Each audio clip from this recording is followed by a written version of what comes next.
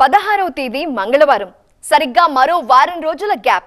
సోమవారం జనవరి 22 అయోధ్యలో అపురూప ఘట్టం ఆవిష్కృతం. ప్రాణ ప్రతిష్టకు అత్యంత కీలకం. ఈ వారం రోజులు ఏం జరగబోతోంది? అయోధ్య వేదికగా జరిగే ఈ క్రతువులో తెలుగువారి ఉనికేంటి? సవివరంగా చూద్దాం ఇవాల్టి బర్నింగ్ టాపిక్ లో.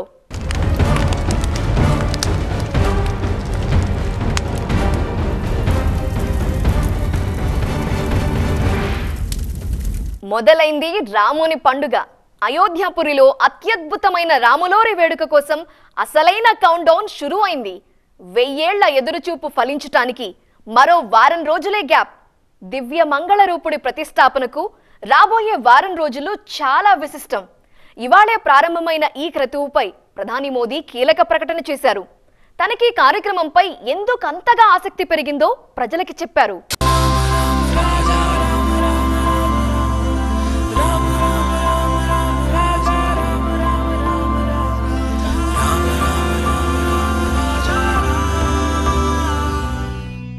హైందవ ప్రపంచం కంటున్న 1000 ఏళ్ల నాటి సుందర స్వప్నం మరో వారం రోజుల్లోనే సాకారం.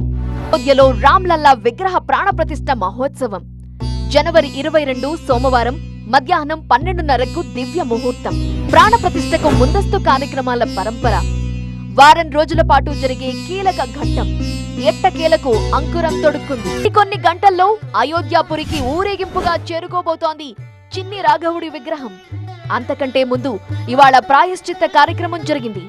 ఆలయ ట్రస్ట్ నియమించిన ప్రత్యేక ప్రతినిధుల నేతృత్వంలో సరయూ నదీ తీరంలో దశవిధ స్నానం, విష్ణు పూజ, గోపూజ శాస్త్రోక్తంగా నిర్వహించారు. జనవరి 17 బుధవారం రామ్లల్లా విగ్రహాన్ని ఊరేగింపుగా అయోధ్యకు తీసుకొస్తారు. మంగళ కలశంలో సరయూ నదీ జలాన్ని తీసుకొచ్చి రాముడి గుడివైపు దారితీస్తుంది భక్తజనం. అదే రోజున అయోధ్య వేదికగా కమనీయ రమణీయ రామాయణ దృశ్య రూపకం. వెండితెర డ్రీమ్ గర్ల్ ఎంపీ హేమామాలిని ప్రదర్శన. రామయ్య సన్నిధిలో నర్తించే అవకాశం రావటం ఆమె చేసుకున్న అదృష్టమే. मैं अपनी पूरी टीम के साथ मंदिर के उद्घाटन और गुरुदेव के जन्मोत्सव के उपलक्ष्य में श्री अयोध्या धाम में 17 जनवरी 2024 को शाम 7 बजे रामायण पर आधारित एक नृत्य नाटिका प्रस्तुत करने जा रही हूँ. जनवरी 18 गुरुवारम गणेश अंबिका पूजा, वरुण पूजा, मातृक पूजा, वास्तु పూజలతో సంప్రదాయ క్రతువు ప్రారంభం. పంచభూతాల దృష్టి రామాలయంపై పడకూడదని మరుసటి రోజు యజ్ఞం చేస్తారు. తర్వాత గుడి ఆవరణలో నవగ్రహాల ప్రతిష్టాపన జరుగుతుంది. జనవరి 20 శనివారం రామాలయంలోని గర్భగుడిని సరయూ నదీ జలంతో శుద్ధి చేసి వాస్తు శాంతి, అన్నా దివస్ ఆచారాలను నిర్వహిస్తారు పండితులు.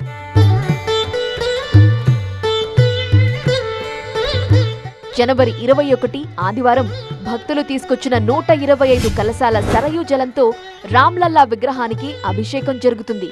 వారణాసికి చెందిన ప్రముఖ ఆధ్యాత్మికవేత్త గణేష్ శాస్త్రి ద్రావిడ్ నేతృత్వంలో ఈ వైదిక కార్యక్రమాలు జరుగుతాయి.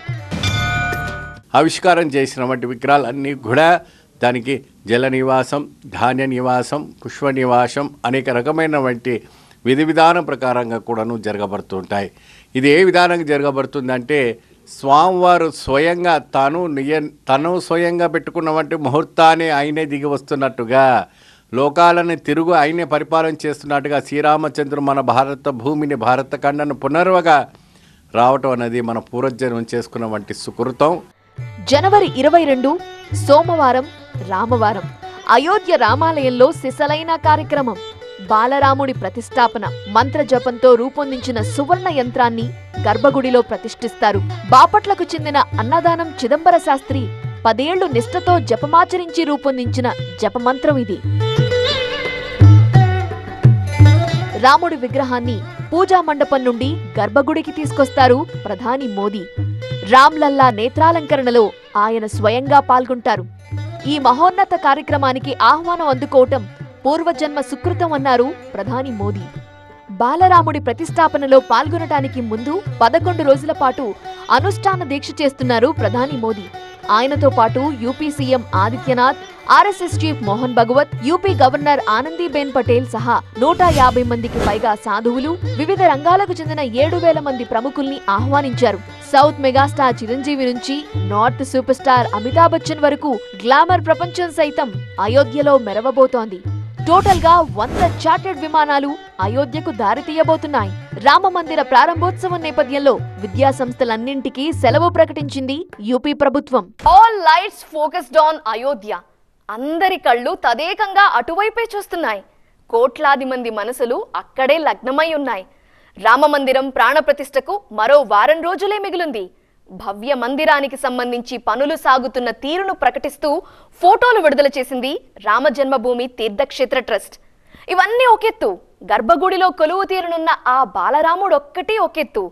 ఆ విగ్రహం తాలూకు నమూనా చిత్రం ఏం చెబుతోంది? ఇంత ఘనంగా జరిగే అయోధ్య కార్యక్రమంలో తెలుగువారి ఉనికేంటి? Let's see. పెద్దయ్యాక గుణం రీత్యా మర్యాద పురుషోత్తముడు, రూపం రీత్యా ఆజానుబాహుడు, అరవింద దళాక్షుడు, నీలమేఘ శ్యాముడు. మరి అయోధ్యలో జన్మించాక 5 ఏళ్ల చిరు వయసులో చిట్టి రాఘవుడు ఎలా ఉండేవాడు? బుడిబుడి నడకల బాలరాముడి శరీరఛాయ, ముఖవర్చస్సు ఎలా ఉండేది? ఈ ఊహకు నిజరూపమే 22న నెలవయ్యే చిన్న రామయ్య విగ్రహం. బాలరాముడి కళ్ళు మెరిసే తామర రేకులు, ఆయన మోము ప్రకాశించే చంద్రబింబం, పెదవులపై చెదరని నిర్మలమైన చిరునవ్వు, చేతిలో విల్లుతో కమలం పువ్వుపై కొలువుదీరిన రామ్లల్లా విగ్రహంపై అనేకానేక మధురమైన ఊహాగానాలు, వాటికి తోడుగా వైరల్ ఫోటోలు. పొడవాటి చేతులతో దైవత్వం ఉట్టిపడేలా, భక్తుల్ని తన్మయత్వంలో ముంచెత్తేలా ఉంటుందట దశరథ తనయుడి విగ్రహం. 22న జరిగే ప్రాణ ప్రతిష్ఠాపన కార్యక్రమాన్ని టెలివిజన్ స్క్రీన్ల మీద ప్రత్యక్ష వీక్షణం ద్వారా ఆ అనుభూతిని ఆస్వాదించబోతోంది భక్తకోటి. మైసూరుకు చెందిన యోగిరాజ్ 6 నెలల పాటు ఎవ్వరితోనూ మాట్లాడకుండా మౌనవ్రతం ఆచరిస్తూ ఎంతో నిష్ఠతో రూపొందించిన రామ్లల్లా ప్రతిమ నమూనా ఫోటో ఇదేనా? ఆహ్వాన పత్రికపై ముద్రించిన చిత్రంపై అందరికీ అదో రకం సందేహం. కాషాయం కమ్ముకున్న అయోధ్య జై శ్రీరామ్ నినాదాలతో హోరెత్తుతోంది. సుదూర ప్రాంతాల నుంచే కాదు, ఇరుగు పొరుగు జిల్లాల నుంచి ఆలయ సందర్శన కోసం ముందే వేలాదిగా చేరుకుంటున్నారు జనం.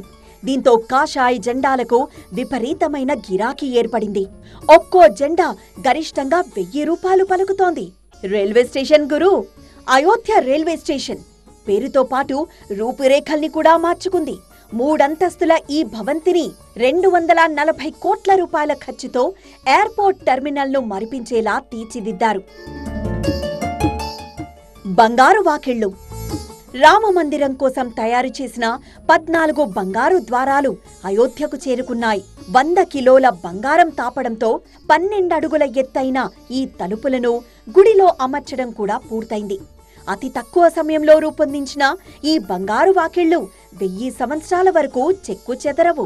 వీటికి అదనంగా 2100 కిలోల గంట, బంగారు పాదుకులు కూడా. అరుదైన అగరబత్తి. రామచంద్రుడిపై భక్తిని ఒక్కొక్కరు ఒక్కో విధంగా చాటుకుంటున్నారు. వడోదరకు చెందిన గోపాలక్ సమాజ్ ఏకంగా 108 అడుగుల పొడవైన అగరబత్తిని తయారు చేసి అయోధ్యకు తరలించింది. నిన్నటి వరకు అయోధ్యధామ్ బస్ స్టేషన్లో ప్రదర్శనకుంచిన ఈ అగరబత్తిని మంగళవారం మహంత నృత్య గోపాల్ దాస్ వెలిగించారు.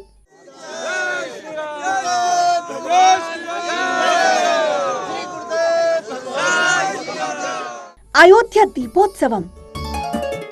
సరయూ నదీ తీరాన్ని 1,25,000 దీపాలతో అలంకరించబోతున్నారు. స్వస్తిక్, ధనస్సు, శ్రీరామ్ ఇలా రకరకాల ఆకృతుల్లో రాజస్థాన్లోని బికనేర్ నగర వాసులు వీటిని రూపొందించారు. Luxury tent city. అయోధ్యలో మరో ఆకర్షణ టెంట్ సిటీ. ప్రముఖులు, కళాకారులకు ఆతిథ్యమిచ్చేందుకు గుడారాల సముదాయాన్ని నిర్మించింది ఉత్తరప్రదేశ్ టూరిజం కార్పొరేషన్. స్టార్ హోటళ్లకు ఏమాత్రం తీసిపోని సకల సదుపాయాలు ఉంటాయిక్కడ. Eco friendly Ayodhya. అయోధ్యలో పర్యావరణ పరిరక్షణ కూడా ఒక ఉద్యమంలా సాగుతోంది.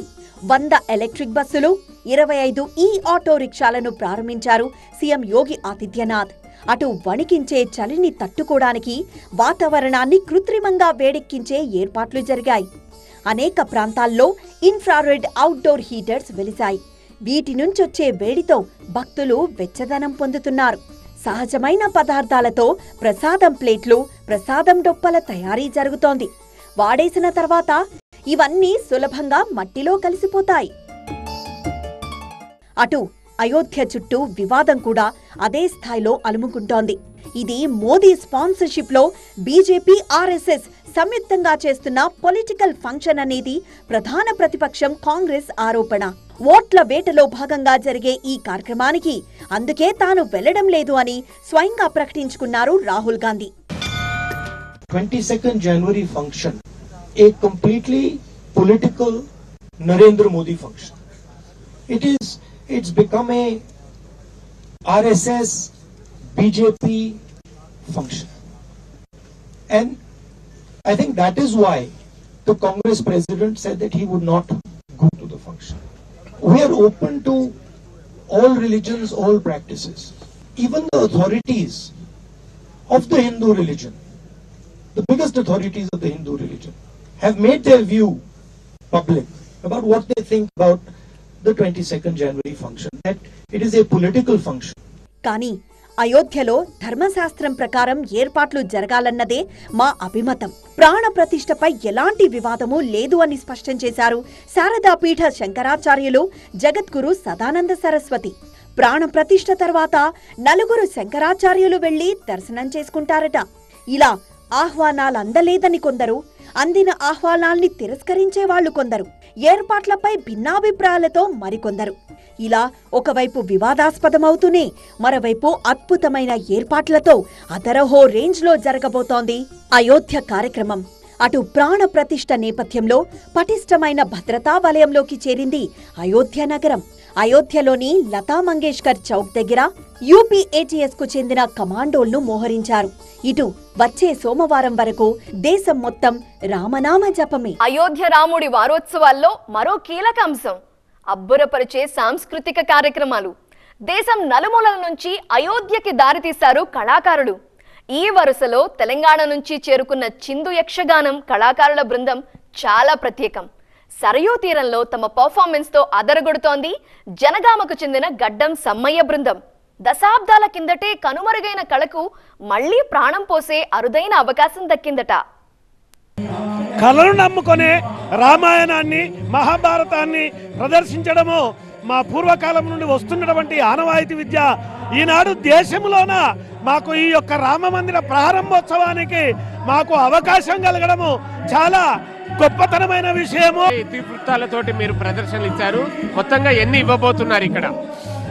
ఇక్కడ 5 రోజుల పాటు మా కార్యక్రమము రామాయణం గురించే, మరియు నిన్నటి దినమున లవకుశ, సీత అరణ్యవాసము, ఈ రోజు మైరావణ, అదే కాకుండా సీతా కళ్యాణం కూడా, సీతారామ కళ్యాణాన్ని కూడా మేము నిర్వహించబోతున్నాము. ఇంకా ఇక్కడ వచ్చినటువంటి జాతీయ స్థాయిలో ఉండబడినటువంటి ఈ యొక్క భారతదేశంలో ఉండబడినటువంటి బృందాలు ఎన్నో వస్తున్నాయి. అందులో మాదొక కళారూపము. మాకు ఇక్కడికి రావడం, ఈ రామ మందిరంలో మేము ప్రదర్శన వేయడం మాకు చాలా ఆనందంగా ఉన్నది. మరి మా కళల గురించే మేము బ్రతుకుతున్నాం కాబట్టి మాకు ప్రత్యేక జీవనోపాధి కేంద్ర ప్రభుత్వం కూడా మాకు జీవనోపాధి అందించాలని కేంద్ర ప్రభుత్వాన్ని కూడా కోరుకుంటున్నాము. మేము జీవనోపాధి గడుపుతాము, మా పిల్లలకు శిక్షణ ఇస్తాము, మా కళ బ్రతికి ఉండేటట్లు మేము కాపాడుకుంటాము. కళ బ్రతుకుతుంది, కళాకారులకి జీవనోపాధి లభిస్తుంది అంటూ గడ్డం సమ్మయ్య చెబుతున్నారు. ఈ కళాకారులు మరికొద్ది రోజుల పాటు ఇక్కడే ఉండి మరికొన్ని కళారూపాలను కూడా ప్రదర్శించబోతున్నారు.